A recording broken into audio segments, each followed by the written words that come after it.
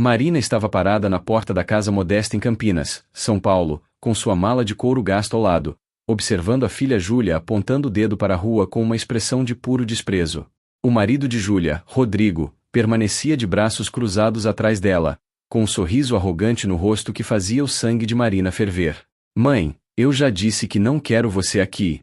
Você é um peso morto nesta casa, só sabe reclamar e criar problemas, gritou Júlia, sua voz ecoando pela rua tranquila do bairro. Marina sentiu as lágrimas queimarem seus olhos, mas se recusou a deixá-las cair na frente daqueles dois. Aos 63 anos, depois de criar a filha sozinha desde que o marido as abandonou quando Júlia tinha apenas 5 anos, nunca imaginou que seria tratada como lixo pela própria carne do seu sangue. Havia trabalhado como faxineira, costureira e cuidadora para dar a Júlia tudo o que ela precisava, sacrificando seus próprios sonhos e necessidades. Agora, ali estava ela, sendo expulsa como se fosse uma estranha qualquer. Diga nos comentários de qual região do Brasil ou do mundo você está assistindo a este vídeo. Agora vamos voltar ao vídeo. Júlia, por favor, me deixe explicar o que aconteceu com aquele dinheiro do aluguel. Marina tentou argumentar, sua voz tremendo ligeiramente. Eu não gastei em bobagens como você está pensando, Mas Júlia a interrompeu bruscamente, dando um passo à frente com os punhos cerrados. Não quero ouvir suas desculpas esfarrapadas. Você pegou o dinheiro que era para pagar o aluguel da sua casinha e gastou sabe-se lá com o quê. Agora quer vir morar aqui de graça, comendo nossa comida, gastando nossa água e luz. Rodrigo finalmente falou, colocando a mão no ombro de Júlia em um gesto possessivo que Marina sempre detestou. Sogra, com todo respeito, mas a Júlia tem razão. Nós temos nossas contas para pagar, nossos planos. Não podemos sustentar uma pessoa adulta que não se planeja financeiramente. Marina olhou para o genro com uma mistura de raiva e decepção, lembrando-se de como havia alertado Júlia sobre aquele homem antes do casamento. Mas sua filha estava cega de paixão e não quis ouvir os conselhos da mãe, e agora parecia ter se tornado uma extensão dos pensamentos cruéis dele. As vizinhas começaram a aparecer nas janelas e portas, curiosas com a discussão que se desenrolava na rua. Dona Cida, que morava na casa ao lado, balançou a cabeça com desaprovação ao ver a cena. Marina sentiu a vergonha queimar suas bochechas, mas manteve a cabeça erguida com dignidade. Júlia, eu sou sua mãe. Eu te carreguei no ventre por 9 meses, te amamentei, passei noites em claro quando você estava doente, trabalhei em 3 empregos para você não passar necessidade, Marina disse, sua voz agora mais firme e controlada. Eu sei que cometi erros, mas nunca pensei que você me trataria assim, como se eu fosse um cachorro na rua. Júlia revirou os olhos dramaticamente, cruzando os braços sobre o peito. Ah, lá vem você com esse discurso emocional de sempre. Mãe, isso foi há anos atrás. Você fez o que qualquer mãe faria, não precisa ficar jogando isso na minha cara toda vez que as coisas não saem do seu jeito. Marina sentiu algo quebrar dentro dela naquele momento, como se uma corda que vinha se esticando por anos finalmente tivesse se rompido. Sabe de uma coisa, Júlia? Você tem razão. Eu vou sair daqui agora e nunca mais vou incomodar você, Marina disse calmamente, pegando a alça de sua mala. Júlia pareceu surpresa por um instante, talvez esperando mais súplicas e lágrimas. Mas quero que você saiba uma coisa, um dia você vai precisar de mim, e eu não vou estar lá. Um dia você vai entender o que é ser descartada por alguém que você ama mais do que a própria vida. Rodrigo bufou impaciente. Que dramática, meu Deus. Sogra, a senhora está fazendo uma tempestade em copo d'água. Ninguém está te descartando, só estamos estabelecendo limites saudáveis. Marina o ignorou completamente, mantendo seu olhar fixo em Júlia. E sobre aquele dinheiro do aluguel que você tanto quer saber? Eu não gastei. Eu investi. Mas você nunca me deu a chance de explicar, então agora não importa mais. Júlia deu uma risada sarcástica. Investiu? Mãe, por favor. Você mal sabe usar um celular, quanto mais fazer investimentos. Para com essas mentiras ridículas. Marina virou as costas e começou a caminhar pela rua de paralelepípedos, arrastando sua mala com dificuldade. Cada passo doía não apenas em seus pés cansados, mas principalmente em seu coração despedaçado. Ela podia ouvir Júlia gritando atrás dela. E não adianta voltar aqui chorando depois, viu? Você fez sua escolha. Vai lá viver sua vida de investimentos, já que é tão independente assim. Marina não se virou, não respondeu, apenas continuou caminhando. As lágrimas finalmente começaram a cair, mas ela as enxugou rapidamente com as costas da mão. Passou pela padaria do seu João, pela pracinha onde costumava levar Júlia para brincar quando criança, pela escola onde a viu crescer. Cada canto daquele bairro em Campinas tinha uma memória, e agora todas elas pareciam contaminadas pela dor da rejeição. Quando chegou ao ponto de ônibus, Marina sentou-se no banco de metal frio e finalmente permitiu-se chorar, enquanto o sol da tarde começava a descer no horizonte. Mas enquanto as lágrimas escorriam, Marina tocou a pequena bolsa que mantinha sempre presa ao corpo, onde guardava um cartão bancário e alguns documentos. Ali dentro estava o segredo que Júlia jamais descobriria agora, os 2.300.000 reais que Marina havia acumulado ao longo de 20 anos. Não através de trabalho comum, mas através de uma herança inesperada de uma patroa idosa para quem trabalhou como cuidadora em Ribeirão Preto por anos. Dona Beatriz não tinha filhos e havia deixado metade de sua fortuna para Marina no testamento, reconhecendo a dedicação e o carinho genuíno que ela sempre demonstrou. Marina havia mantido esse dinheiro em segredo absoluto, investindo com a ajuda de um advogado honesto, planejando usar aquela fortuna para garantir um futuro confortável para Júlia e para os netos que ainda viria a ter. Mas agora, sentada naquele ponto de ônibus, ela percebeu que Júlia não merecia nem um centavo daquele dinheiro. Sua filha havia mostrado sua verdadeira face, e Marina finalmente enxergava com clareza a pessoa cruel e ingrata que ela se tornará. O ônibus para o centro de Campinas chegou e Marina subiu lentamente, pagando a passagem e encontrando um lugar próximo à janela. Enquanto o veículo se movia pelas ruas, ela observava a paisagem urbana passar, pensando em seu próximo passo. Tinha o mundo inteiro à sua disposição agora, sem amarras, sem obrigações com quem não a valorizava. Pegou o celular velho do bolso e ligou para o Dr. Henrique, o advogado que cuidava de seus investimentos. Dr. Henrique, é a Marina. Preciso marcar uma reunião urgente com o senhor. Quero fazer algumas mudanças no meu testamento.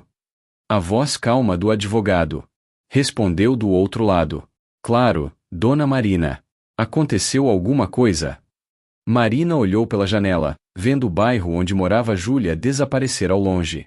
Sim, aconteceu. Eu finalmente abri os olhos.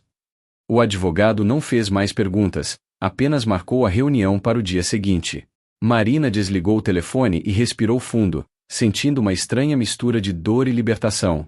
Pela primeira vez em décadas, ela ia pensar em si mesma, em seus próprios sonhos e desejos. Desceu no terminal central e caminhou até um hotel modesto que conhecia, o Hotel Central Plaza, onde já havia ficado algumas vezes quando vinha à cidade fazer compras. O recepcionista, um rapaz jovem chamado Lucas, a reconheceu imediatamente. Dona Marina. Que surpresa vê-la por aqui. Vai precisar de um quarto. Ela assentiu, tentando sorrir apesar dos olhos ainda vermelhos de tanto chorar. Sim, Lucas. E dessa vez vou ficar por um tempo indefinido. O rapaz percebeu que algo estava errado, mas, profissional como era, não fez perguntas. Claro, temos um quarto disponível no terceiro andar com uma vista linda da cidade. Vai gostar. Enquanto preenchia a ficha de cadastro, Marina pensava em como era irônico estar ali, com milhões no banco, hospedada em um hotel de 3 estrelas. Mas não queria ostentação, não ainda. Queria tempo para pensar, para curar suas feridas, para decidir o que fazer com o resto de sua vida. Subiu para o quarto e, pela primeira vez em semanas, sentiu-se verdadeiramente em paz, apesar da dor. Naquela noite, Marina não conseguiu dormir muito. Ficou deitada na cama do hotel, olhando para o teto, repassando na mente todos os momentos da criação de Júlia. Onde ela tinha errado? Teria sido muito permissiva? Teria dado muita liberdade? Ou talvez tenha trabalhado demais e ficado pouco tempo em casa? As perguntas martelavam sua cabeça sem respostas claras. Lembrou-se de quando Júlia tinha 8 anos e adoeceu com pneumonia, e Marina passou 3 dias sem dormir ao lado da cama dela no hospital em Campinas. Lembrou-se da festa de 15 anos que organizou, trabalhando turnos duplos por 6 meses para pagar. Lembrou-se de cada sacrifício, de cada noite comendo apenas pão com manteiga para que Júlia pudesse ter carne no prato. E agora tudo parecia tão inútil, tão desperdiçado em uma pessoa que não soube valorizar. Por volta das 3 da manhã, Marina finalmente adormeceu, exausta física e emocionalmente, sonhando com um futuro incerto mas definitivamente diferente. Na manhã seguinte, Marina acordou com os primeiros raios de sol entrando pela janela do hotel. Por um breve momento, esqueceu onde estava e por que estava ali, mas a realidade rapidamente voltou com força total. Levantou-se, tomou um banho demorado e se arrumou com calma, vestindo uma de suas roupas simples mas limpas. Desceu para o café da manhã e, enquanto comia um pão com queijo e tomava café, observava as outras pessoas no restaurante do hotel. Havia casais, famílias, executivos solitários, cada um com suas próprias histórias e problemas. Percebeu que sua dor, por mais intensa que fosse, era apenas mais uma entre milhões de dores que existiam no mundo. Essa constatação não a confortou, mas de alguma forma a ajudou a colocar as coisas em perspectiva. Terminou o café e pegou um táxi para o escritório do Dr. Henrique, localizado em um prédio elegante na região central de Campinas. Era a hora de tomar decisões importantes sobre seu futuro e sobre o destino daquele dinheiro que Júlia jamais tocaria agora. O escritório do Dr. Henrique Almeida ficava no 12º andar de um edifício comercial imponente na Avenida Andrade Neves, no coração de Campinas. Marina entrou no elevador espelhado, observando seu próprio reflexo e quase não se reconhecendo. Seus olhos estavam fundos, com olheiras profundas, e sua expressão carregava uma tristeza que parecia ter envelhecido 10 anos em um único dia. Quando as portas se abriram, foi recebida pela secretária do advogado, uma mulher elegante de uns 40 anos chamada Patrícia. Dona Marina, o Dr. Henrique está esperando pela senhora. Por favor, siga-me. Atravessaram um corredor decorado com quadros modernos e plantas ornamentais até chegarem a uma sala ampla com uma vista panorâmica da cidade.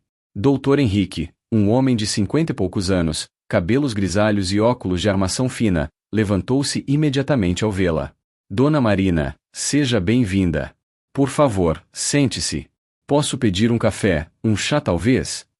Marina sentou-se em uma das poltronas de couro, sua postura rígida revelando a tensão que carregava. Não precisa, obrigada, Dr. Henrique. Eu preciso resolver algumas coisas importantes hoje, Marina começou, sua voz ainda trêmula. O advogado sentou-se à sua frente, entrelaçando os dedos sobre a mesa de madeira nobre, sua expressão demonstrando preocupação genuína. Dona Marina, em todos esses anos que cuido dos seus investimentos, aprendi a reconhecer quando algo sério aconteceu. Pode falar livremente, estou aqui para ajudá-la no que for necessário. Marina respirou fundo e começou a contar, com detalhes dolorosos, tudo o que havia acontecido no dia anterior. Falou sobre a expulsão, sobre as palavras cruéis de Júlia, sobre o desprezo de Rodrigo, sobre a humilhação pública na frente dos vizinhos. Enquanto falava, as lágrimas começaram a cair novamente, mas dessa vez ela não tentou contê-las. Dr. Henrique escutou em silêncio, apenas acenando com a cabeça ocasionalmente, permitindo que ela desabafasse completamente. Quando Marina finalmente terminou, ele se levantou e foi até a janela, ficando ali por um momento antes de se virar novamente para ela. Dona Marina, sinto muito pelo que a senhora passou. Realmente muito. Como pai de 3 filhos, não consigo imaginar a dor de ser tratado dessa forma por um deles, disse o advogado, sua voz carregada de empatia genuína. Agora, preciso fazer algumas perguntas diretas e a senhora precisa pensar bem antes de responder, pois as decisões que tomar hoje terão consequências permanentes. Está preparada? Marina enxugou as lágrimas com um lenço de papel que o advogado lhe ofereceu e assentiu firmemente. Estou, doutor. Pela primeira vez na minha vida, estou pronta para pensar em mim mesma. Dr. Henrique retornou à sua cadeira e abriu uma pasta grossa que continha todos os documentos financeiros de Marina. Muito bem. Primeiro, a senhora quer remover completamente sua filha como beneficiária do seu testamento? Marina hesitou por apenas um segundo antes de responder com firmeza. Sim, quero. Ela deixou muito claro ontem que não me considera parte da vida dela. Por que eu deveria considerá-la parte da minha herança?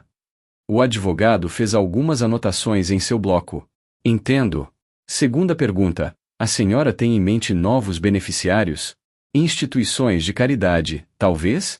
Outras pessoas da família? Marina pensou por um longo momento. Não tinha outros parentes próximos, seus pais já haviam falecido, era filha única, e os poucos primos que tinha moravam longe e mal.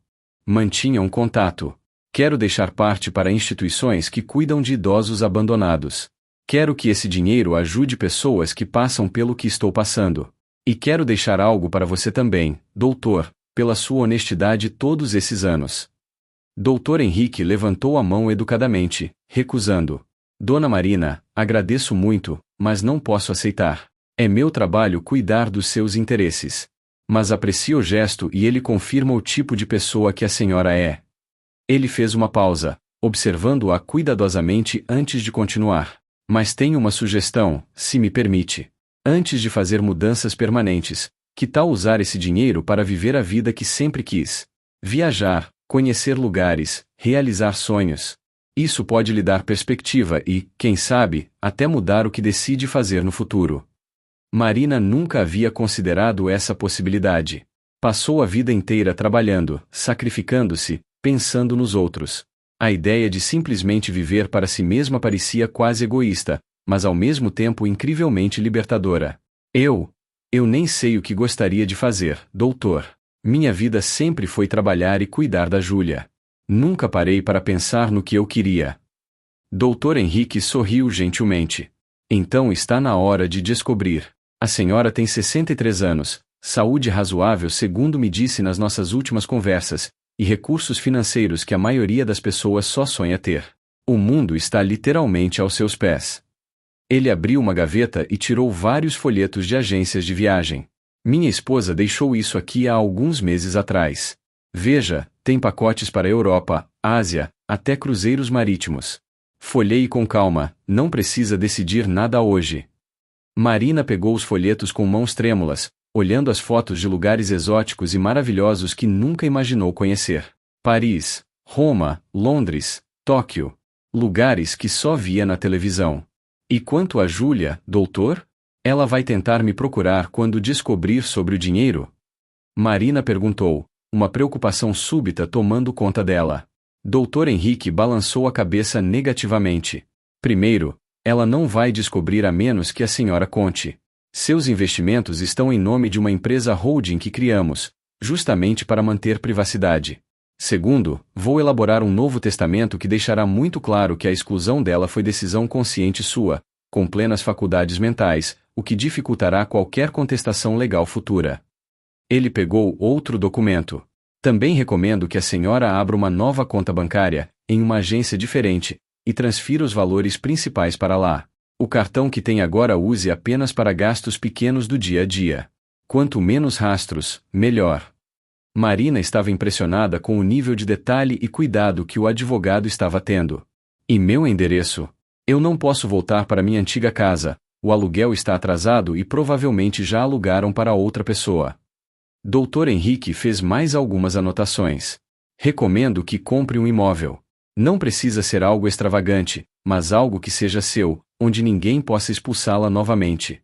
Temos boas opções aqui em Campinas mesmo, ou se preferir, posso indicar corretores em outras cidades. São Paulo, Guarulhos, Santos, onde a senhora preferir. Marina pensou na possibilidade. Uma casa própria. Algo que sempre foi um sonho distante, quase impossível. Pode ser aqui mesmo em Campinas. Apesar do que aconteceu, gosto da cidade. Só não quero nada perto do bairro onde Júlia mora. O advogado assentiu compreensivamente. Sem problemas. Vou pedir para Patrícia compilar algumas opções em bairros diferentes. Apartamentos e casas, para a senhora avaliar. Ele fechou a pasta e recostou-se na cadeira. Dona Marina, sei que está passando por um momento difícil, mas vejo isso também como uma oportunidade. Uma oportunidade de recomeçar, de descobrir quem é Marina além de mãe, além de trabalhadora. Quero que pense nisso. Marina sentiu algo estranho em seu peito, uma sensação que levou um momento para identificar, esperança. Tem uma coisa que preciso saber, doutor, Marina disse, sua voz mais firme agora. Quando Júlia descobrir que não herdará nada, ela vai tentar me processar ou algo assim. Dr. Henrique balançou a cabeça com confiança. Ela pode tentar, mas será muito difícil ter sucesso. No Brasil, os filhos têm direito legítima, que é 50% da herança, mas há situações previstas em lei que permitem a deserdação. Maus tratos, abandono, desamparo em caso de necessidade. O que ela fez ontem, expulsando a senhora de casa, pode ser enquadrado como abandono moral. Vou documentar tudo detalhadamente, incluindo testemunhas se possível. Marina lembrou-se das vizinhas que viram tudo. As vizinhas viram tudo. Dona Cida, Dona Rosa, várias outras. Elas poderiam testemunhar. O advogado sorriu satisfeito. Perfeito. Vou preparar uma declaração para que elas assinem, se aceitarem. Isso fortalecerá muito o caso. Júlia vai descobrir que rejeitar a própria mãe tem consequências que vão muito além do emocional. Marina sentiu uma satisfação sombria com essa informação, embora parte dela ainda doesse ao pensar em ir contra a própria filha. A reunião continuou por mais 1 hora, discutindo detalhes financeiros, opções de investimento e possibilidades futuras. Quando Marina finalmente saiu do escritório, o sol já estava alto no céu de Campinas. Ela se sentia exausta, mas estranhamente renovada, como se tivesse largado um peso enorme que carregava nos ombros. Parou em uma lanchonete próxima e pediu um sanduíche e um suco, sentando-se em uma mesa perto da janela para observar o movimento da cidade. Pessoas indo e vindo, cada uma com suas próprias preocupações e problemas. Um casal jovem passou de mãos dadas, rindo de algo que apenas eles entendiam. Uma mãe puxava um carrinho com um bebê que chorava. Um idoso alimentava pombas na praça em frente. Vida acontecendo em todas as suas formas e cores. Marina pegou um dos folhetos de viagem que o Dr. Henrique havia dado e começou a folhear, permitindo-se sonhar pela primeira vez em décadas. Talvez começasse pela Europa, pensou. Sempre quis conhecer Paris. Sorriu timidamente, sentindo uma fagulha de empolgação que há muito tempo não sentia.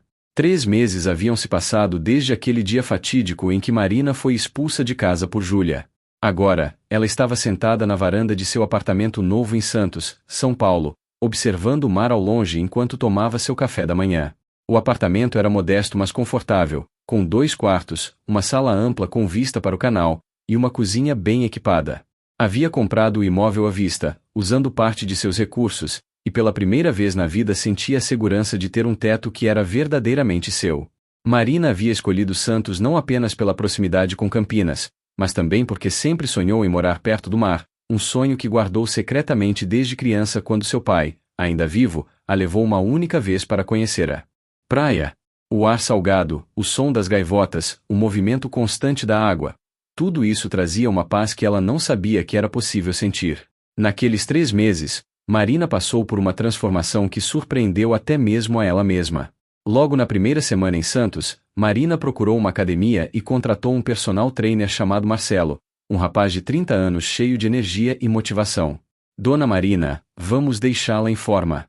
Não importa a idade, nunca é tarde para cuidar da saúde, ele dizia entusiasmado durante os treinos. No começo, Marina mal conseguia fazer 10 minutos de esteira sem ficar completamente ofegante, mas Marcelo foi paciente e ajustou os exercícios ao seu ritmo. Também começou a frequentar aulas de hidroginástica com outras mulheres da sua idade, onde fez amizade com Carmen, uma viúva de 65 anos que se tornou sua confidente. Sabe, Carmen, pela primeira vez na vida estou fazendo algo só para mim, sem pensar se outra pessoa vai aprovar ou não, Marina confidenciou um dia após a aula, enquanto tomavam água na beira da piscina. Carmen sorriu, colocando a mão no ombro dela. E está na hora, querida. Mulher tem que saber se valorizar, senão ninguém mais vai fazer isso. Essas palavras simples tocaram profundamente Marina. Além dos exercícios físicos, Marina decidiu investir em si mesma de outras formas. Foi a um salão de beleza sofisticado pela primeira vez na vida e pediu para a cabeleireira, uma jovem chamada Isabela, fazer o que achasse melhor. Deixa comigo, Dona Marina. Vamos te deixar linda. Isabela cortou alguns centímetros do cabelo, fez luzes loiras suaves, e ensinou Marina a usar alguns produtos de styling. Quando Marina se viu no espelho ao final, quase não se reconheceu. Parecia anos mais jovem, mais vibrante, mais viva. Meu Deus, eu não me vi assim desde, nem lembro quando, ela sussurrou, tocando suavemente os cabelos com admiração. Isabela sorriu satisfeita. A senhora é linda, só precisava de alguém para realçar isso. E olha, vou te passar minha receita secreta de hidratação caseira para fazer em casa, tá bem? Marina saiu do salão se sentindo como uma pessoa completamente nova, andando pelas ruas de Santos com uma confiança que não tinha há décadas. Marina também começou a explorar a cidade culturalmente. Visitou museus, foi ao teatro pela primeira vez assistir a uma peça sobre a vida de Santos Dumont, participou de um clube de leitura na biblioteca municipal onde conheceu várias pessoas interessantes. Em uma dessas reuniões do clube, conheceu o professor Alberto, um homem viúvo de 68 anos, ex-professor de história que tinha paixão por livros tanto quanto ela estava desenvolvendo. Dona Marina, vi que está lendo 100 Anos de Solidão. É um dos meus favoritos. O que está achando? Ele perguntou certa tarde, sua voz gentil e seus olhos brilhando com interesse genuíno. Marina, que antes teria se intimidado com a conversa, respondeu com naturalidade. Estou achando desafiador, mas fascinante. Nunca li nada parecido. Eles conversaram por quase 1 hora sobre literatura, e Alberto acabou recomendando outros títulos e se oferecendo para emprestar alguns livros de sua coleção pessoal. Seria uma honra, professor. Marina aceitou, sentindo borboletas no estômago que não sentia desde sua juventude. Mas nem tudo eram flores nessa nova vida. Havia noites em que Marina acordava no meio da madrugada, suando frio, tendo sonhado com Júlia. Em alguns sonhos, sua filha pedia perdão de joelhos, chorando copiosamente. Em outros, Júlia ria dela, chamando-a de velha idiota que inventou uma fortuna inexistente. Marina sempre acordava com o coração apertado, questionando se havia feito a coisa certa. Será que fui dura demais? Será que deveria dar mais uma chance a ela? Essas perguntas martelavam sua mente nas horas solitárias da noite. Mas então lembrava das palavras cruéis, do dedo apontado para a rua, do desprezo nos olhos de Júlia, e a dúvida se dissipava. Carmen, quando Marina compartilhou essas angústias, foi direta. Marina, amor de mãe é incondicional, mas isso não significa que você tem que aceitar ser maltratada. Sua filha é adulta e fez escolhas conscientes. As consequências dessas escolhas são problema dela, não seu. Essas palavras ajudavam Marina a manter sua decisão firme. Um dia, enquanto caminhava pelo calçadão da praia, Marina recebeu uma ligação de um número desconhecido. Seu coração disparou imediatamente. Seria Júlia? Mas quando atendeu, era a voz do Dr. Henrique. Dona Marina, boa tarde. Tudo bem por aí em Santos? Marina sorriu ao ouvir a voz familiar do advogado. Tudo ótimo, doutor. A cidade está me fazendo muito bem. Houve uma pausa antes que ele continuasse. Tenho uma notícia para dar. Júlia foi até o cartório em Campinas perguntando sobre herança, testamento, essas coisas. Parece que alguém comentou algo e despertou a curiosidade dela. Marina sentiu o sangue gelar nas veias. E o que ela descobriu? Dr. Henrique riu suavemente. Absolutamente nada. Os documentos estão todos sob sigilo, como combinamos. Mas achei importante você saber que ela está procurando. Provavelmente percebeu que algo não fecha na história da mãe pobre e desamparada. Marina respirou aliviada mas preocupada. O que devo fazer se ela me encontrar, doutor? Ele respondeu com segurança. Nada. Você não deve satisfação alguma a ela. Mas se quiser, podemos pedir uma medida protetiva preventiva. Marina agradeceu pelas informações e desligou o telefone, ficando parada na orla por um longo tempo, observando as ondas quebrarem na areia. Júlia estava procurando por ela, ou melhor, procurando pelo dinheiro que intui que Marina poderia ter. A filha não estava preocupada com o bem-estar da mãe, não estava arrependida dos maus tratos, estava apenas farejando uma possível fortuna. Essa constatação doeu, mas também fortaleceu a resolução de Marina de manter distância.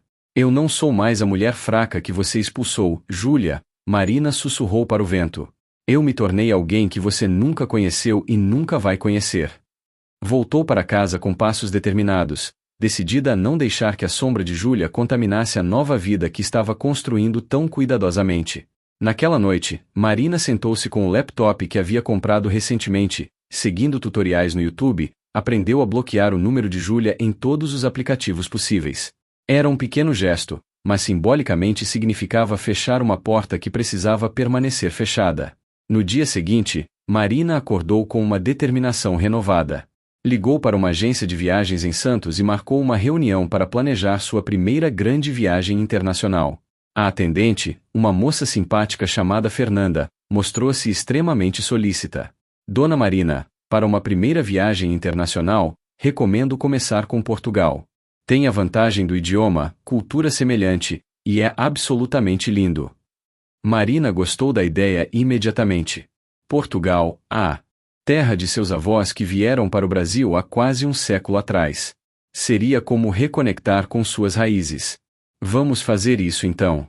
Quero conhecer Lisboa, Porto, talvez Coimbra, Marina disse, seus olhos brilhando de emoção.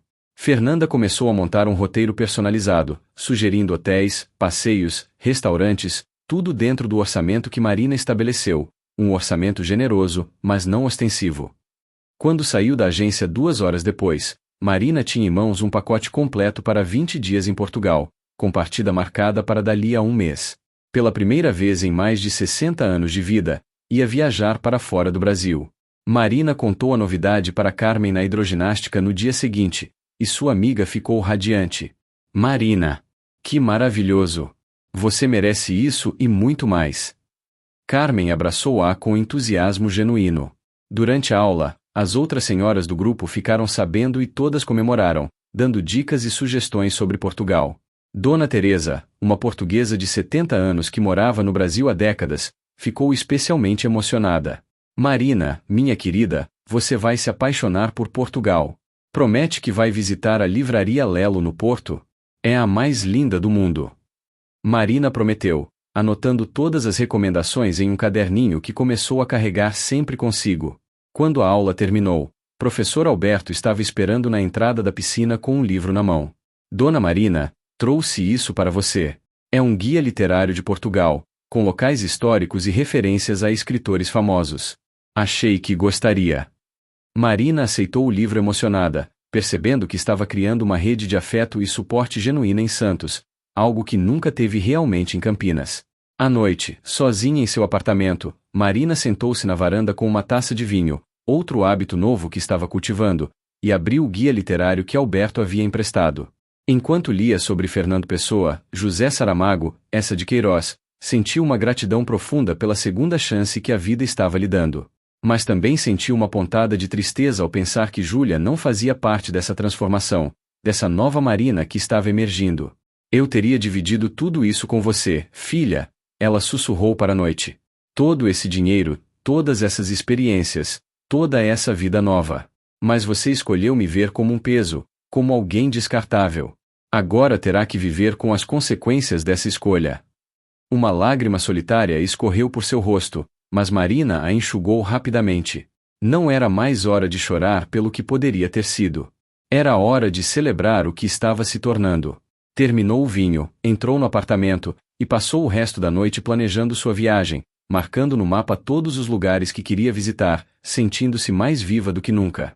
Enquanto Marina construía sua nova vida em Santos, em Campinas, Júlia começava a experimentar as primeiras rachaduras em sua existência aparentemente perfeita. Tudo começou quando Rodrigo perdeu o emprego na empresa de tecnologia onde trabalhava como gerente de vendas. Como assim te demitiram? Você disse que era indispensável lá. Júlia gritou quando o marido chegou em casa numa tarde de quinta-feira com uma caixa contendo seus pertences do escritório. Rodrigo jogou a caixa no sofá com raiva. Corte de custos, Júlia. A empresa está reestruturando, mandaram metade do departamento embora. Não foi nada pessoal. Mas Júlia não estava convencida. Rodrigo, nós temos contas a pagar. O financiamento desta casa, o carro, os cartões de crédito. Como vamos sobreviver com apenas o meu salário de vendedora? A discussão escalou rapidamente, com acusações de ambos os lados. Rodrigo culpou Júlia por ter insistido em comprar uma casa acima de suas possibilidades. Júlia culpou Rodrigo por gastar demais com cervejas e churrascos com os amigos. A noite terminou com ambos dormindo em quartos separados, um silêncio gélido tomando conta da casa. Nos dias seguintes, a situação financeira do casal foi se tornando cada vez mais crítica. Boletos começaram a chegar com avisos de atraso, o banco ligava constantemente cobrando financiamento, e Júlia teve que começar a fazer malabarismos para decidir quais contas pagar primeiro. Foi durante esse período de estresse que ela começou a pensar em Marina pela primeira vez desde a expulsão, mas não com arrependimento ou preocupação, com raiva. Se aquela velha teimosa não tivesse me irritado, ela ainda estaria aqui e poderia ajudar com alguma coisa, Júlia reclamou para Rodrigo uma noite, enquanto calculavam as dívidas na mesa da cozinha. Rodrigo levantou os olhos dos papéis, surpreso. Júlia, sua mãe não tinha nada. Você mesma disse que ela estava dura, que não podia nem pagar o aluguel. Como ela ajudaria? Júlia mordeu o lábio, uma dúvida começando a se formar em sua mente. Não sei, só acho estranho. Ela disse algo sobre ter investido o dinheiro do aluguel. Que tipo de investimento uma faxineira faria? Rodrigo deu de ombros, voltando sua atenção para as contas. Mas a pulga ficou atrás da orelha de Júlia. Nos dias seguintes, ela começou a fazer perguntas para as antigas vizinhas de Marina no bairro onde sua mãe morava antes. Dona Cida, quando abordada por Júlia em frente ao mercadinho, foi direta e fria.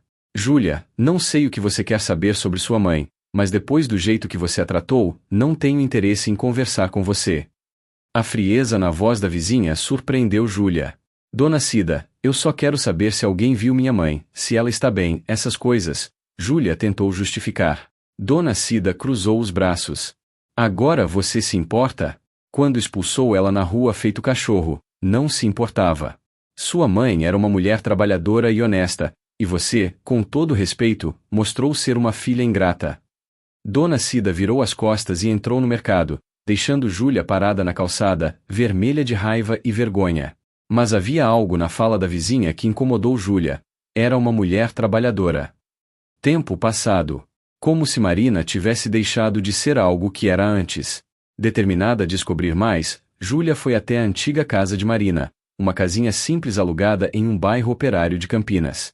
Para sua surpresa, havia uma nova família morando lá, um casal jovem com 2 crianças pequenas.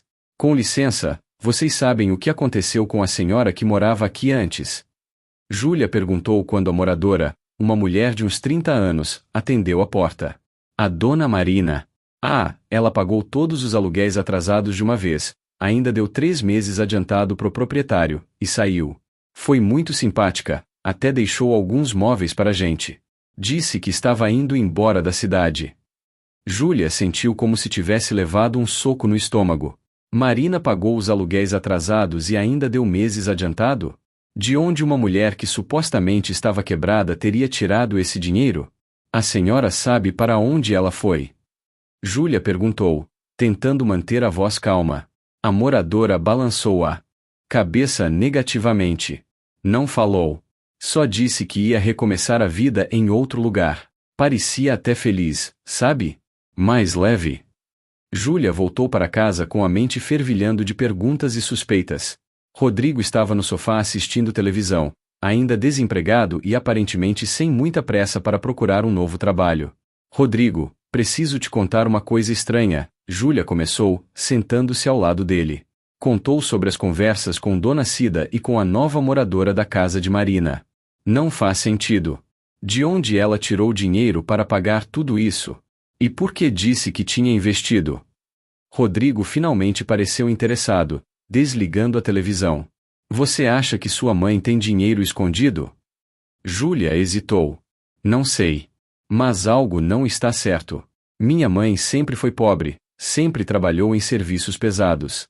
Nunca teria dinheiro sobrando para investir em coisa alguma.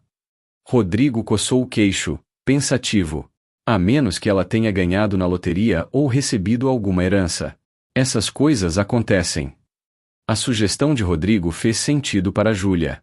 Talvez Marina realmente tivesse algum dinheiro, e por isso não estava desesperada quando foi expulsa de casa. Mas isso significaria que sua mãe mentiu para ela, escondeu informações importantes. Rodrigo, preciso encontrar minha mãe. Júlia decidiu naquele momento. Preciso saber a verdade. Rodrigo assentiu, mas havia um brilho calculista em seus olhos que Júlia não percebeu. Faz sentido. Afinal, você é a única filha dela. Se ela tem algum dinheiro, você tem direito a saber. Nos dias seguintes, Júlia começou uma busca quase obsessiva por Marina. Ligou para todos os hospitais de Campinas, achando que sua mãe poderia ter adoecido. Ligou para asilos, achando que Marina poderia ter ido para um. Procurou nos sistemas online de obituários, com medo mórbido de descobrir que algo tinha acontecido. Mas não havia registros de Marina em lugar nenhum. Era como se sua mãe tivesse simplesmente desaparecido. Frustrada, Júlia decidiu ir até a polícia fazer um boletim de ocorrência de pessoa desaparecida. O delegado, um homem cansado de meia-idade, ouviu sua história com paciência antes de perguntar. A senhora foi a última pessoa a ver sua mãe? Júlia assentiu. Sim, foi. Foi aqui em Campinas mesmo. O delegado fez algumas anotações. E qual foi o contexto do último encontro? O delegado perguntou, olhando diretamente nos olhos de Júlia. Ela hesitou, sem saber o quanto revelar. Nós tivemos uma discussão. Ela saiu de casa irritada. O delegado continuou escrevendo. Sua mãe saiu por vontade própria ou foi forçada a sair? Júlia sentiu o rosto esquentar. Foi uma decisão dela. Eu não a forcei. Tecnicamente era verdade, ela pensou, convenientemente esquecendo os gritos, o dedo apontado, as palavras cruéis. O delegado pareceu cético, mas não pressionou. Olha, senhora Júlia, vou registrar aqui, mas preciso ser honesto com a senhora. Uma mulher adulta, em plenas faculdades mentais, que sai de casa por vontade própria após uma discussão familiar não é exatamente uma pessoa desaparecida. Ela tem o direito de ir para onde quiser e não manter contato com quem não quer. Júlia sentiu uma mistura de frustração e vergonha. Mas ela é minha mãe. Eu tenho o direito de saber se ela está bem. O delegado suspirou. Tem sim, mas ela também tem o direito à privacidade. De qualquer forma, vou fazer os registros. Enquanto saía da delegacia, Júlia recebeu uma ligação de uma amiga do trabalho, Patrícia. Júlia, você precisa vir aqui no shopping agora. Acabei de ver uma mulher que juro que é sua mãe, mas não parece ela. Está super diferente, toda arrumada. Júlia sentiu o coração acelerar. Onde? Que shopping? Patrícia deu as coordenadas e Júlia correu para lá, atravessando Campinas em tempo recorde. Quando chegou ao shopping, procurou freneticamente pela loja que Patrícia havia indicado, uma boutique de roupas femininas sofisticadas. E lá, saindo da loja com várias sacolas, estava uma mulher que realmente lembrava Marina, mas ao mesmo tempo era completamente diferente.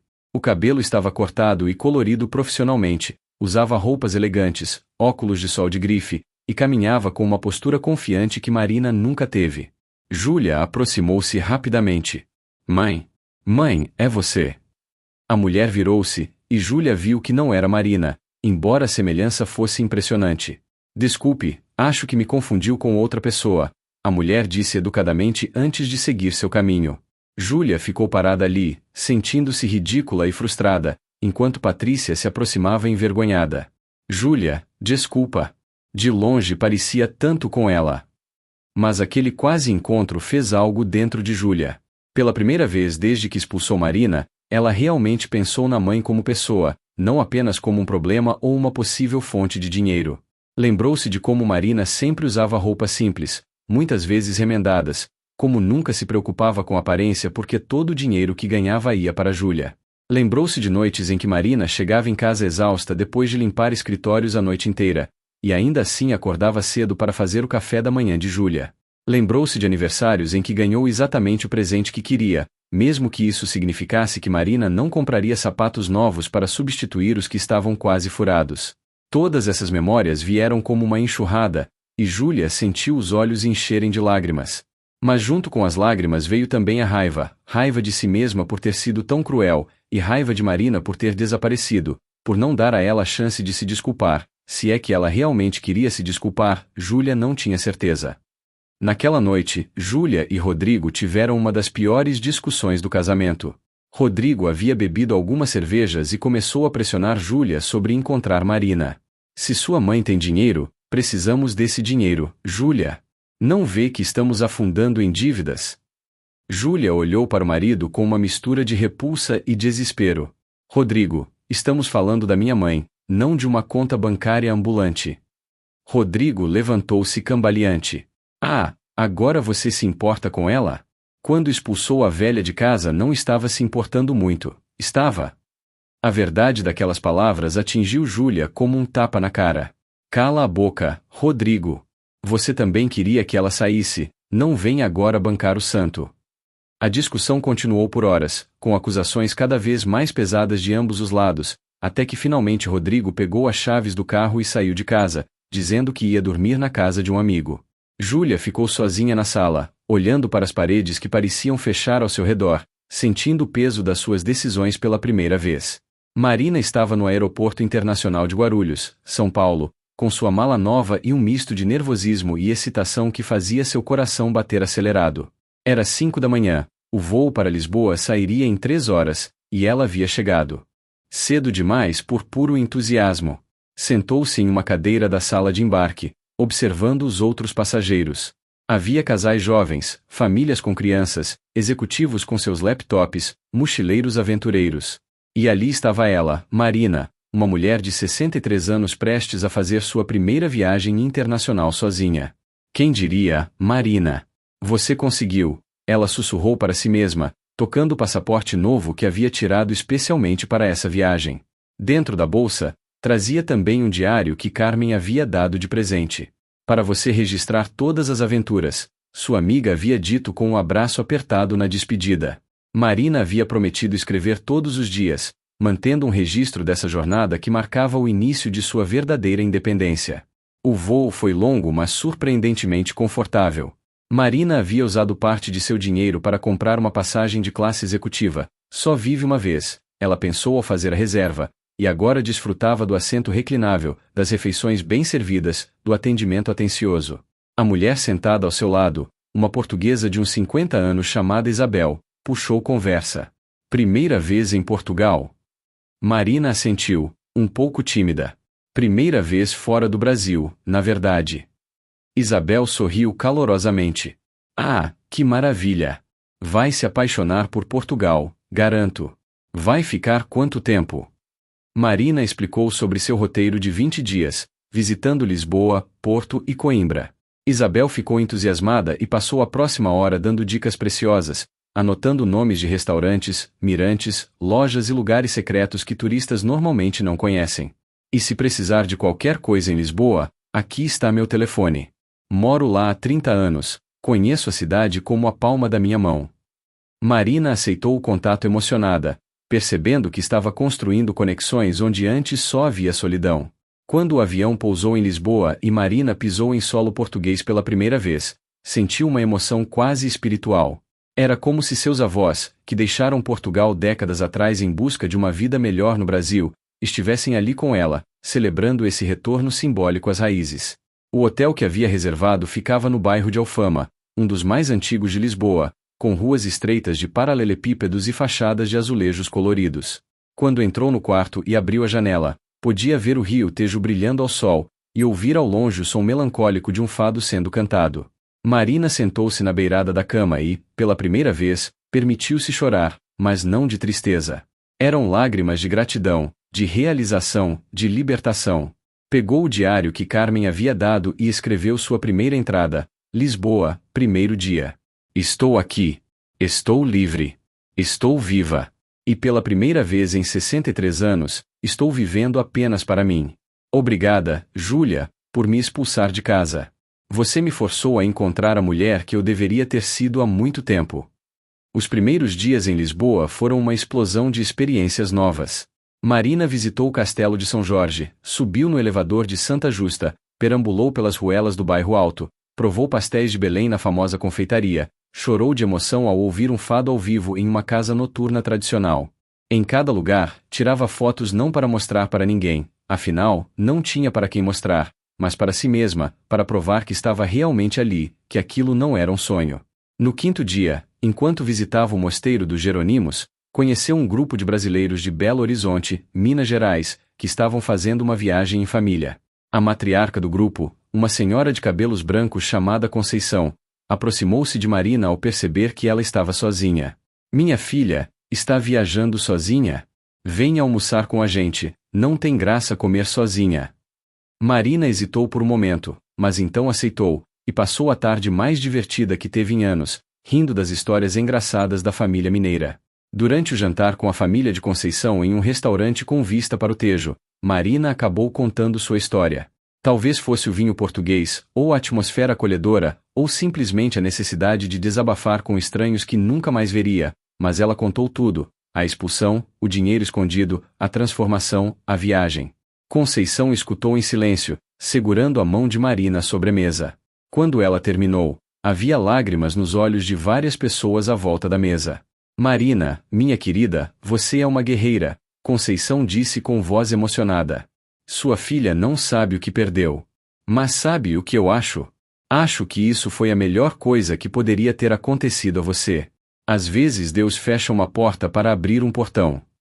As palavras de Conceição tocaram profundamente Marina.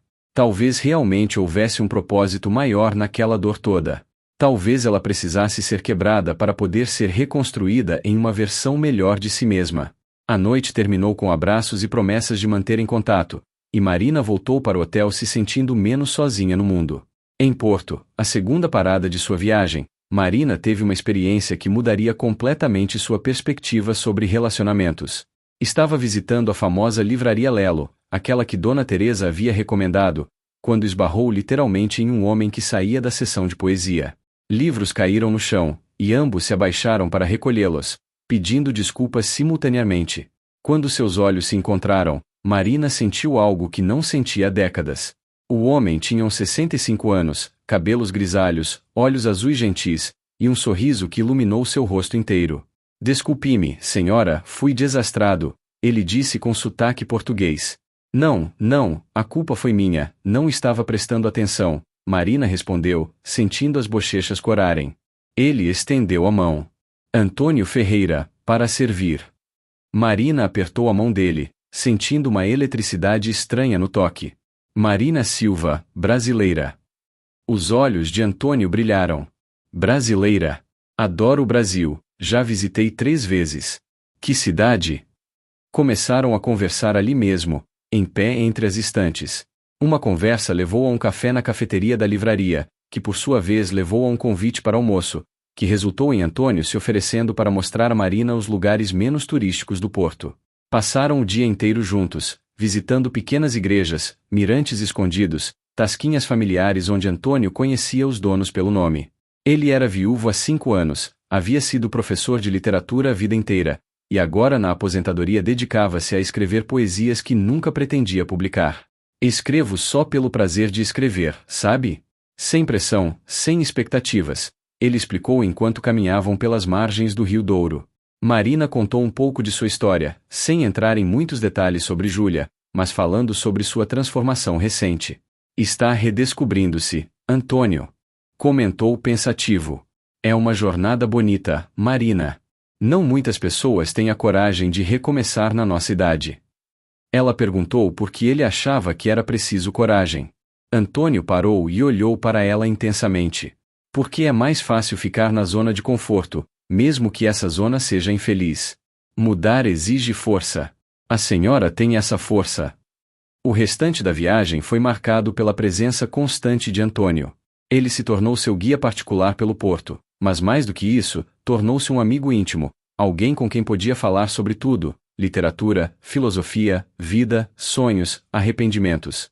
Na última noite de Marina no Porto, Antônio convidou-a para jantar em sua casa, um apartamento aconchegante cheio de livros e plantas. Ele cozinhou um bacalhau alagareiro tradicional, abriram uma garrafa de vinho do Porto especial, e conversaram até tarde sobre a vida. Marina, posso ser honesto com a senhora? Antônio perguntou enquanto tomavam uma digestivo após o jantar. Ela assentiu, seu coração batendo mais rápido. Não encontro alguém que me interesse assim há anos. Sei que a senhora vai embora amanhã para Coimbra e depois volta ao Brasil, mas gostaria muito de manter contato. Quem sabe a senhora não volta a Portugal em breve?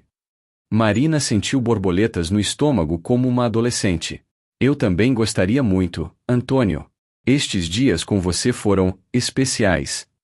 Ele sorriu e, timidamente, pegou a mão dela. A despedida na manhã seguinte foi doce e melancólica. Antônio a levou até a estação de trem, carregando sua mala, e quando chegou a hora de embarcar, beijou suavemente a mão dela. Até breve, Marina. E isto não é um adeus, é um até logo. Marina entrou no trem com lágrimas nos olhos e o coração quente. Enquanto o trem se movia em direção a Coimbra, ela olhava pela janela as paisagens portuguesas passarem, vinhedos verdejantes, vilas medievais, rios serenos, e pensava em como a vida podia mudar completamente em tão pouco tempo. Há apenas 4 meses, estava sendo expulsa de casa pela própria filha, sentindo-se velha, inútil, descartável. E agora que estava, viajando pela Europa, com dinheiro, independência, novos amigos, e até um possível romance surgindo. Obrigada, universo, ela sussurrou, tocando o colar simples que usava. Em Coimbra, Marina visitou a Universidade Histórica, passeou pelas bibliotecas antigas, assistiu a uma apresentação de fados estudantis, e em cada momento, sentia a presença reconfortante de Antônio através das mensagens frequentes que trocavam pelo celular. Quando finalmente chegou a hora de voltar ao Brasil, Marina estava transformada. Não apenas externamente, o cabelo, as roupas, a postura, mas internamente. Havia descoberto que era capaz de ser feliz sozinha, que podia fazer amigos, que podia atrair admiração e até romance. No voo de volta, enquanto o avião cruzava o Atlântico, Marina abriu seu diário e leu todas as entradas que havia feito durante a viagem. Eram páginas cheias de alegria, descobertas, crescimento. Na última página em branco, escreveu: voltando para casa, mas não para a mesma casa. Não para a mesma vida. Não para a mesma Marina. Voltando como uma mulher que finalmente se encontrou. E se Júlia vier me procurar?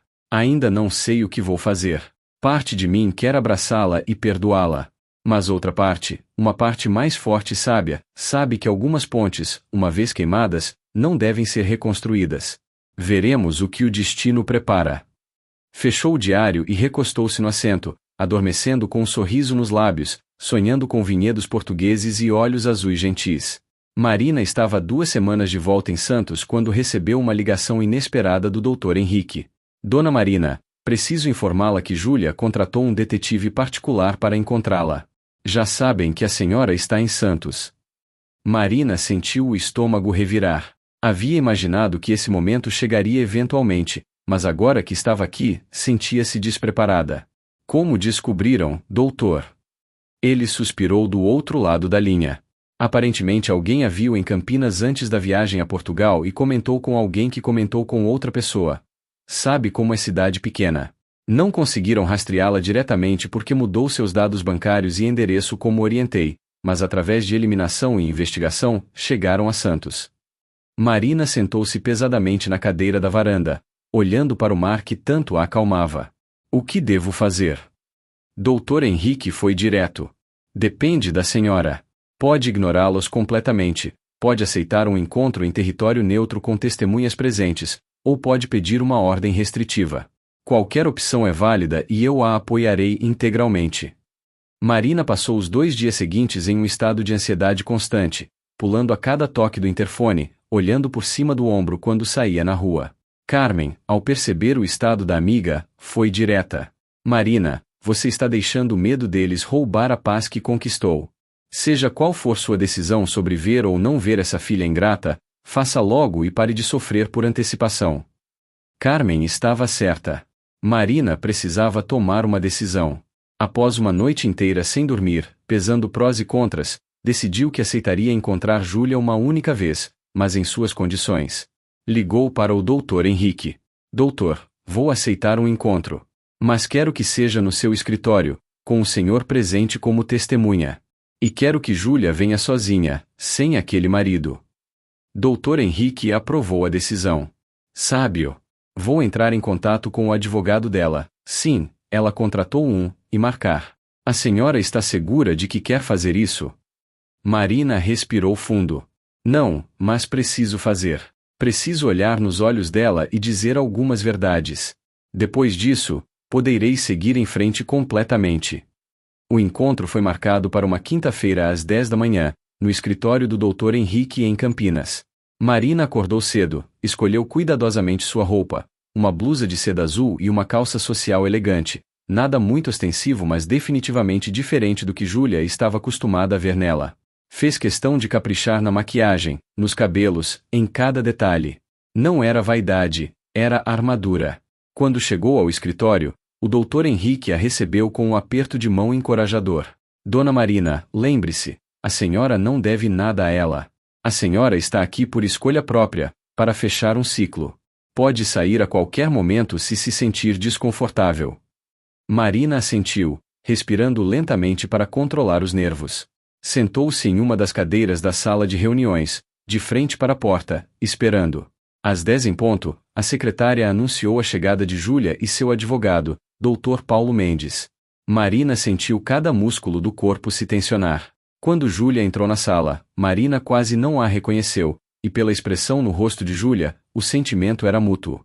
Sua filha estava visivelmente mais magra, com olheiras profundas, o cabelo menos cuidado do que costumava manter. Usava roupa simples, quase pobres. Mas o que mais chocou Marina foi a expressão nos olhos de Júlia, uma mistura de raiva, tristeza, confusão e inveja. Mãe! Júlia sussurrou, parando na entrada da sala, os olhos percorrendo Marina de cima a baixo, processando a transformação completa. Júlia, Marina respondeu calmamente, indicando a cadeira à sua frente. Sente-se. O advogado de Júlia, um homem magro de uns 40 anos, tentou tomar controle da situação. Bom dia a todos. Sou o Dr.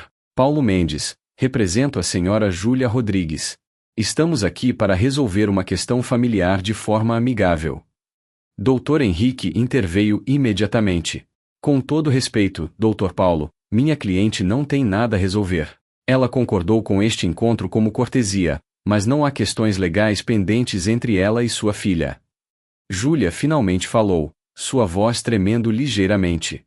Mãe, onde você esteve? Eu procurei por você por toda parte. Fui à polícia, conversei com todas as vizinhas, achei que algo horrível tinha acontecido. Marina manteve sua expressão neutra, mas por dentro sentia uma mistura de emoções conflitantes.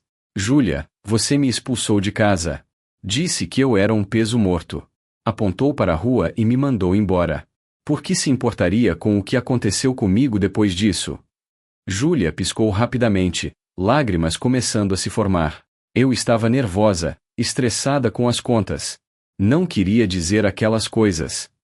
Marina inclinou-se para frente, sua voz ainda calma mas firme. Júlia, quando alguém está nervoso e estressado, a verdade sai. Você disse o que realmente sentia. Que eu era um fardo. Que você não queria me sustentar. Que eu havia falhado como mãe por não ter me planejado financeiramente melhor. Cada palavra era como uma agulhada, e Júlia se encolheu visivelmente na cadeira. Mãe, eu sinto muito. Eu realmente sinto. Júlia começou a chorar abertamente agora. As coisas ficaram terríveis depois que você saiu. Rodrigo perdeu o emprego, estamos afundados em dívidas, o banco está quase tomando nossa casa. Eu percebi o quanto preciso de você, o quanto errei. Dr. Paulo colocou a mão no ombro de Júlia, tentando acalmá-la, mas ela continuou. E então comecei a ouvir coisas estranhas. Que você pagou os aluguéis atrasados. Que estava viajando.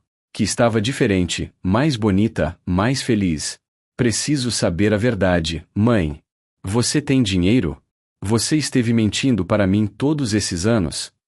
Ah, ali estava. A verdadeira razão do encontro. Não arrependimento genuíno, não preocupação maternal. Dinheiro. Marina sentiu algo endurecer definitivamente dentro dela. E se eu tiver, Júlia? E se eu tiver guardado dinheiro todos esses anos? Isso mudaria alguma coisa? Você me trataria melhor? Me respeitaria mais? Júlia hesitou, e essa hesitação disse tudo o que Marina precisava saber. Dona Marina, Dr. Paulo interveio, minha cliente está simplesmente tentando entender a situação financeira da mãe porque, como filha única, ela naturalmente teria direito legítimo em eventual inventário futuro. Dr. Henrique riu sarcasticamente. Em eventual inventário? Minha cliente tem 63 anos e está em perfeita saúde. Acho prematuro discutir inventário, não acha, colega? Marina levantou a mão, silenciando ambos os advogados. Vou responder sua pergunta, Júlia. Sim, eu tenho dinheiro. Muito dinheiro, na verdade. Mais do que você poderia imaginar. Recebi uma herança há muitos anos de uma patroa para quem trabalhei como cuidadora em Ribeirão Preto. Ela não tinha filhos e me deixou parte considerável de sua fortuna no testamento. Júlia ofegou, os olhos arregalados. Quanto? Marina olhou diretamente nos olhos dela. 2.300.000 reais investidos, rendendo aproximadamente 15.000 reais mensais de juros. Suficiente para viver confortavelmente pelo resto da minha vida sem trabalhar um dia sequer.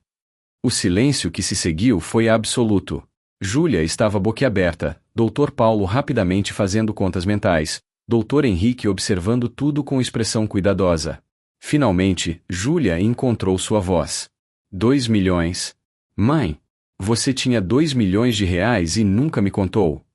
Você me deixou lutar, sofrer, passar dificuldades, enquanto tinha uma fortuna escondida? Marina manteve-se calma diante da explosão. Eu ia contar, Júlia. Estava esperando o momento certo. Meu plano sempre foi usar esse dinheiro para garantir seu futuro, o futuro dos meus netos, dar a você segurança. Mas então você me mostrou quem realmente é, me expulsou quando achava que eu não tinha nada. Me tratou como lixo quando pensava que eu era pobre. Por que você mereceria um centavo desse dinheiro agora? Júlia levantou-se bruscamente, as mãos na mesa. Porque eu sou sua filha. Por que você me deve? Depois de tudo que passei, de todas as dificuldades. Marina também se levantou, encarando a filha. Eu te devo? Júlia, eu te dei tudo. Trabalhei em 3 empregos simultaneamente para você não passar fome. Passei noites acordada quando estava doente. Abri mão dos meus sonhos, da minha vida, de qualquer chance de felicidade pessoal para garantir que você tivesse tudo. E você acha que me deve? A voz de Marina tinha subido de tom, algo raro para ela. Aqueles 2 milhões eram para serem nossos, Júlia. Para nós duas. Eu ia te dar uma casa, ia garantir a educação dos seus filhos, ia fazer você nunca passar necessidade. Mas você cuspiu em tudo isso quando me jogou na rua. Júlia também estava gritando agora. Você me enganou. Você mentiu. Toda aquela performance de mãe coitada que trabalhava duro, enquanto tinha uma fortuna no banco. Marina balançou a cabeça, decepcionada. Eu trabalhei duro, Júlia. O dinheiro não mudou isso. Eu só guardei como um seguro, como proteção. Não gastei porque queria que fosse para você. Que ironia, não? Dr. Henrique decidiu intervir, percebendo que a situação estava escalando perigosamente. Senhoras, por favor, vamos nos acalmar. Ele indicou as cadeiras. Sentem-se. Vamos conversar civilizadamente. Ambas obedeceram relutantemente. Dr. Paulo aproveitou o momento. Dona Marina, independentemente das questões emocionais aqui, há uma questão legal. Como filha única, Júlia tem direito legítimo por lei brasileira, que corresponde a 50% de seus bens em eventual falecimento. Nenhum testamento pode remover isso completamente. Dr. Henrique sorriu friamente. Verdade, colega. Mas há exceções previstas em lei. O artigo 1962 do Código Civil prevê a deserdação em casos de ofensa física, injúria grave, relações ilícitas com madrasta ou padrasto, e desamparo do ascendente em alienação mental ou grave enfermidade. O caso de Dona Marina se enquadra perfeitamente em desamparo. Ela foi expulsa de casa pela filha quando estava em situação vulnerável. Tenho testemunhas dispostas a confirmar. E injúria grave. As palavras usadas por Júlia naquele dia constituem claramente injúria grave. O rosto de Dr. Paulo empalideceu ligeiramente. Júlia, Marina disse, sua voz agora cansada, eu não quero brigar com você. Não quero processos, advogados, tribunais. Quero apenas que você entenda uma coisa: suas ações têm consequências. Você me tratou como se eu não valesse nada, como se meu único valor fosse servir você. Agora quer meu dinheiro, não porque se importa comigo, mas porque está desesperada. Onde está o amor? Onde está o arrependimento genuíno? Tudo o que vejo é interesse. Júlia enxugou as lágrimas com as costas da mão, deixando trilhas de rímel em suas bochechas. Mãe, eu sei que errei. Eu sei que fui horrível. Mas estou pedindo uma chance. Deixa eu provar que posso ser melhor. Que posso ser a filha que você merece. Marina olhou longamente para Júlia, procurando sinceridade naqueles olhos. E por um momento, apenas um momento, viu ali a menina pequena que costumava correr para seus braços quando tinha medo, a adolescente que chorava em seu ombro quando o coração era partido, a jovem adulta que pediu sua bênção antes de casar. Mas então lembrou-se do dedo apontado, das palavras cruéis, da humilhação pública. E percebeu que aquela menina não existia mais, se é que algum dia realmente existiu. Júlia, vou ser muito honesta com você. Não sei se consigo confiar em você novamente. Não sei se o que estou vendo agora é arrependimento genuíno ou desespero financeiro. Então vou fazer o seguinte. Marina respirou fundo antes de continuar. Vou te dar dinheiro. Vou pagar todas as suas dívidas. Vou garantir que você não perca a casa. Vou até dar uma quantia mensal para ajudar enquanto Rodrigo não encontra emprego. Os olhos de Júlia se iluminaram momentaneamente. Mas, Marina continuou, há condições. Primeira, você e Rodrigo vão fazer terapia, individual e de casal. Segunda, você vai começar a trabalhar em algo que ajude outras pessoas, voluntariado, qualquer coisa que te ensine empatia. Terceira, vamos ter encontros mensais, aqui no escritório do Dr. Henrique, para reconstruir nossa relação devagar, com supervisão profissional. E quarta, meu testamento permanece como está. Você não herdará o restante do dinheiro. Ele irá para instituições de caridade quando eu partir. O silêncio que se seguiu foi pesado. Júlia processava as condições, seu rosto passando por várias expressões: alívio, frustração, raiva, resignação. Mãe, isso não é justo. Eu sou sua filha. Todo esse dinheiro deveria ser meu por direito. E ali estava novamente, a verdadeira Júlia aparecendo. Marina suspirou, levantando-se. Então recuso. Não aceito suas condições. Quero meu dinheiro, todo ele. Marina balançou a cabeça tristemente. Júlia, acabei de te oferecer ajuda substancial sem precisar fazer isso. Te ofereci pagar todas as dívidas, te dar suporte financeiro, e ainda assim a única coisa que você quer é garantir que herda tudo. Isso me diz exatamente onde estão suas prioridades. Ela virou-se para Dr. Henrique. Doutor, esta reunião acabou. Por favor, prepare os documentos revogando qualquer obrigação minha com Júlia além do que a lei estritamente determinar. E prossiga com a deserdação formal. Dr. Henrique assentiu, começando a recolher seus documentos. Espera! Júlia gritou, lágrimas correndo livremente agora. Espera, mãe, por favor. Eu aceito. Aceito todas as suas condições. Desculpa, eu estou desesperada, não estou pensando direito. Marina parou, olhando para trás. Queria acreditar na sinceridade da filha, mas anos de decepção haviam criado uma barreira difícil de penetrar. Júlia, se eu aceitar te ajudar e você quebrar qualquer uma dessas condições, acabou definitivamente. Não haverá terceira chance. Está clara? Júlia assentiu vigorosamente, vindo ao redor da mesa e tentando abraçar Marina.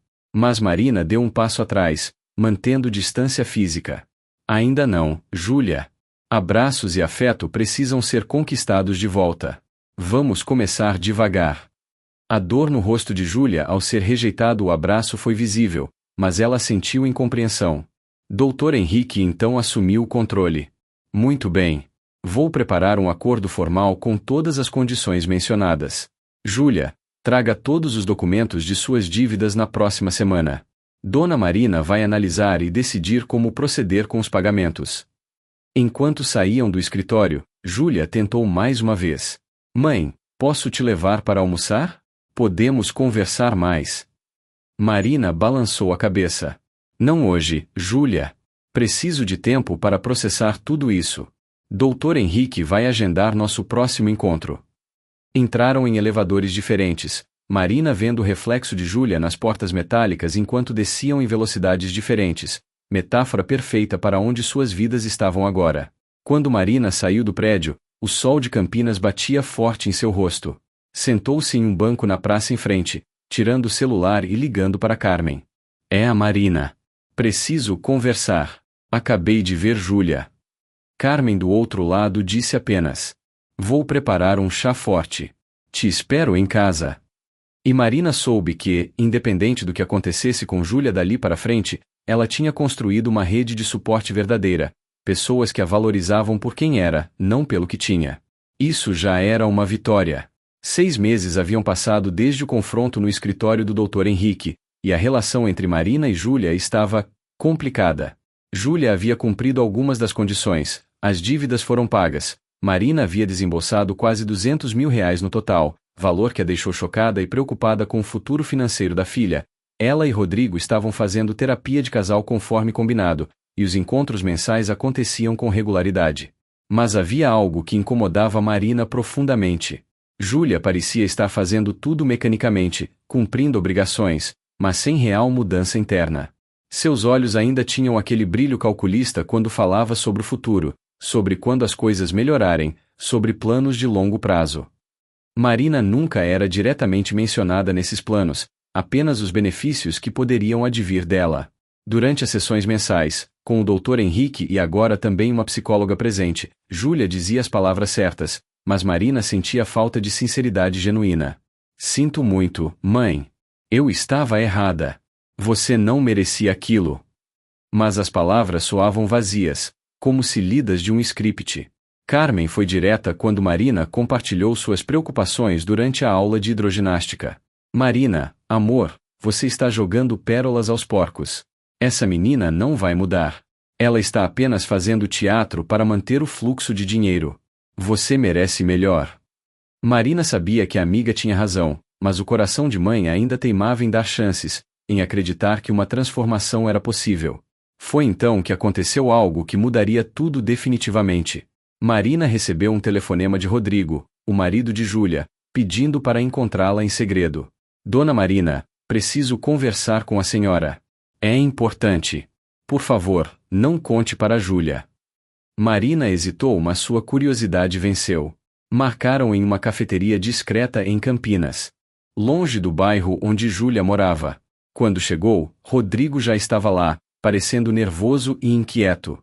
Rodrigo, o que está acontecendo? Marina perguntou assim que sentou. Ele olhou ao redor antes de começar a falar em voz baixa. Dona Marina, eu preciso contar algo que está me corroendo por dentro. Não consigo mais ficar calado. Rodrigo mexeu nervosamente no copo de café à sua frente. Júlia está planejando te processar.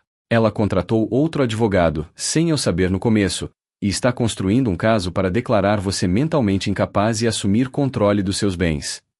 Marina sentiu como se tivesse levado um soco no estômago. O quê? Mas, como? Ela está cumprindo todas as condições, fazendo terapia. Rodrigo balançou a cabeça. É tudo teatro, Dona Marina. As sessões com a psicóloga. Ela ensaiou as respostas antes. O trabalho voluntário que começou? Só aparece lá quando sabe que vai ter alguém para fotografar e documentar. E a terapia de casal? Ela mentiu para a terapeuta, disse que eu fui abusivo com a senhora, que eu forcei ela a expulsá-la de casa, que agora estou bloqueando a reconciliação de vocês. Marina estava atordoada, processando as informações. Por que você está me contando isso, Rodrigo? Você é casado com ela. Rodrigo suspirou pesadamente, parecendo carregar o peso do mundo nos ombros. Porque eu tenho consciência, Dona Marina. E porque vi minha própria mãe ser tratada da mesma forma por meu pai antes deles se divorciarem. Não posso ficar calado vendo isso acontecer de novo. Ele tirou um envelope do bolso interno do casaco.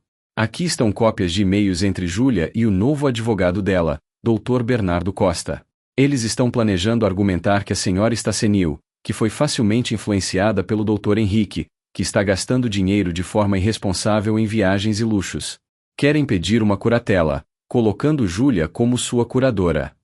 Marina pegou o envelope com mãos trêmulas, abrindo e lendo as primeiras linhas. Lá estava tudo, preto no branco, a traição de sua filha documentada em e-mails frios e calculistas. Precisamos mostrar que ela é mentalmente incapaz de gerir sua própria fortuna. Com a idade dela, não será difícil convencer um juiz. Estava escrito em uma mensagem. Marina sentiu náusea. Rodrigo, esses e-mails? Como você conseguiu? Marina precisava ter certeza de que eram legítimos. Ele explicou.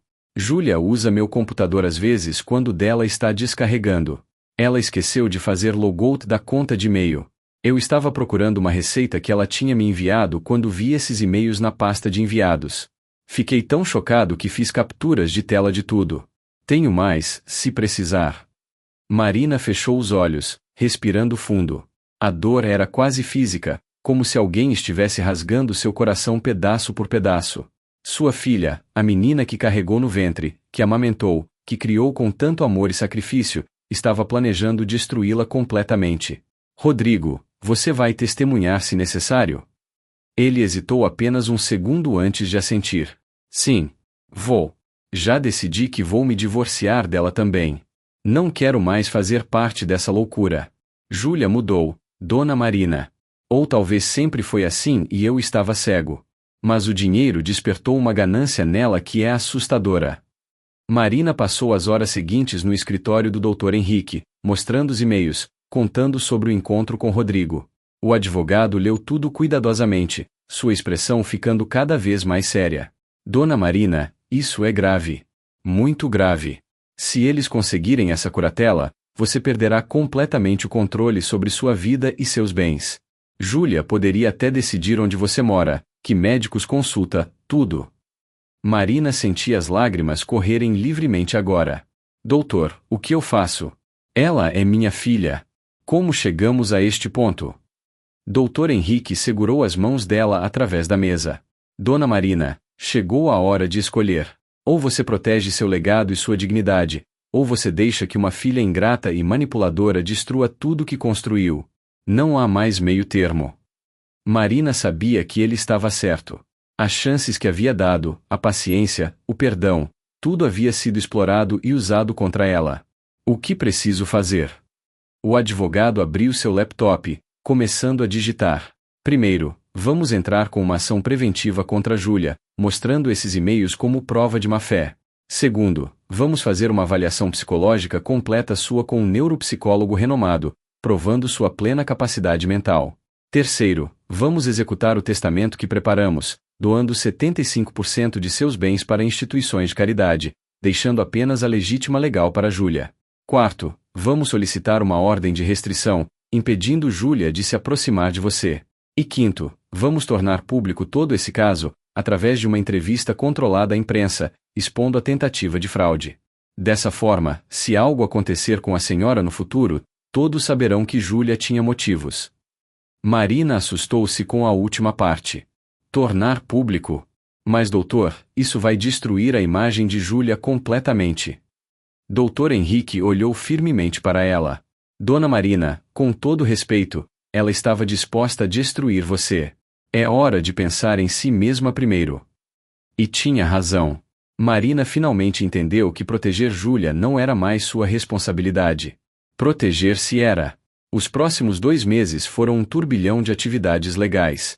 Marina passou por extensa avaliação psicológica com a doutora Beatriz Moreira, uma das neuropsicólogas mais respeitadas de São Paulo. Os testes duraram dias, avaliando memória, capacidade de julgamento, compreensão, raciocínio lógico. Os resultados foram inequívocos. Marina estava em perfeita saúde mental, com capacidade cognitiva normal para sua idade, sem sinais de demência ou qualquer déficit que justificasse curatela. Dona Marina, a senhora está mais lúcida que muita gente de 40 anos que avalio, doutora Beatriz disse ao entregar o relatório. Simultaneamente, Dr. Henrique preparou toda a documentação legal, moveu ações preventivas, e organizou a parte mais dolorosa, a entrevista pública. Marina concordou em falar com uma jornalista investigativa de renome, Clara Mendes, do principal jornal de São Paulo. A entrevista seria publicada simultaneamente no jornal impresso e online, com grande alcance. O dia da entrevista chegou. Marina estava em seu apartamento em Santos, com Clara sentada à sua frente, um gravador entre elas. Dona Marina, conte-me sua história desde o começo. Não deixe nada de fora. E Marina contou tudo. A expulsão, a humilhação, os anos de sacrifício como mãe solo, a herança inesperada que guardou em segredo, a transformação, a viagem a Portugal, o confronto com Júlia, as tentativas de reconciliação e, finalmente, a traição revelada pelos e-mails. Clara ouvia com atenção, fazendo anotações, ocasionalmente fazendo perguntas para clarificar detalhes. E como a senhora se sente em relação à sua filha? Agora? Marina pensou cuidadosamente antes de responder.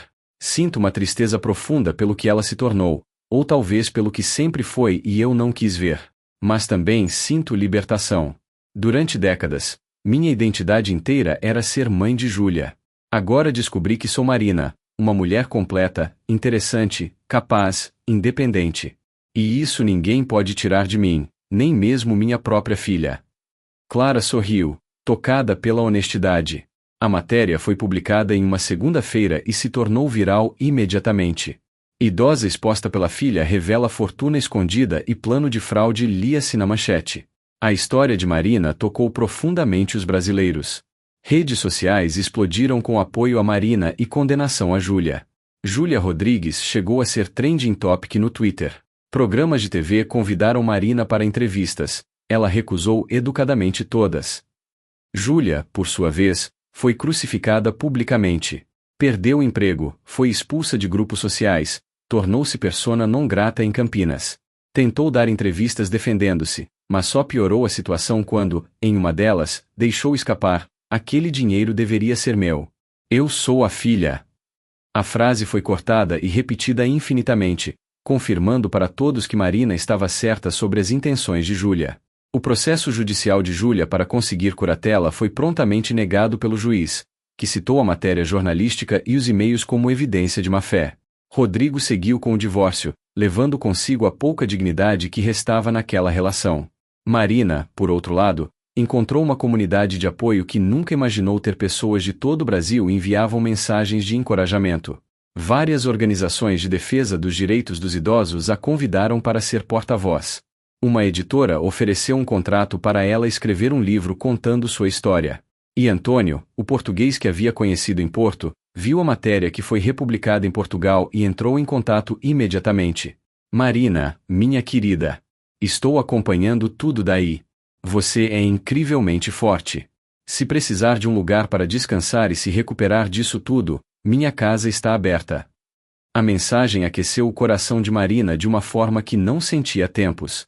Talvez houvesse um futuro além de toda essa dor. Talvez houvesse amor, verdadeiro e sincero, esperando por ela. Pela primeira vez, Marina permitiu-se sonhar não com o que perdeu, mas com o que poderia ganhar. E nesse sonho, Júlia não estava presente. E isso estava perfeitamente bem. Uma mãe dedicada teve sua vida virada de cabeça para baixo quando foi cruelmente expulsa de casa pela própria filha. Durante anos, ela guardou um segredo que mudaria tudo: uma fortuna de R$ 2 milhões, escondida com cuidado. Humilhada e rejeitada, ela desapareceu sem deixar rastros, reconstruindo sua vida de uma forma que ninguém imaginaria. Quando mãe e filha finalmente se reencontram, a verdade explode de forma devastadora, revelando traições, manipulações e um plano sombrio que poderia destruir tudo. Mas quem realmente pagará o preço dessa ganância? Descubra nesta história emocionante de superação, transformação e justiça que vai fazer você questionar até onde vai o amor de uma mãe e quando perdoar se torna uma fraqueza perigosa.